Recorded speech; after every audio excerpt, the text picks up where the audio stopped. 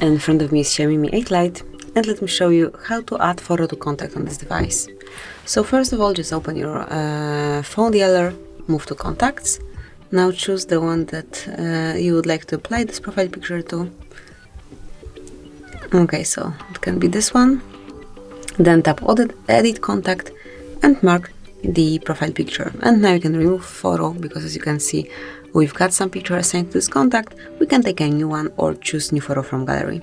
So let me pick this third option.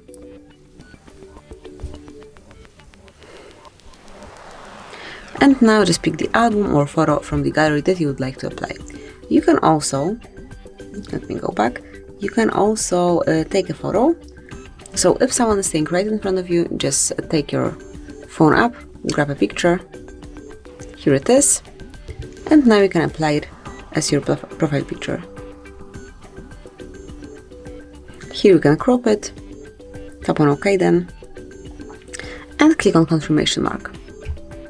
So that's it. From now on, as you can see, we've got this plant as our profile picture, but obviously you can grab a picture of your friend when he or she is right next to you.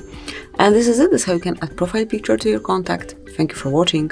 Please subscribe our channel and leave the thumbs up.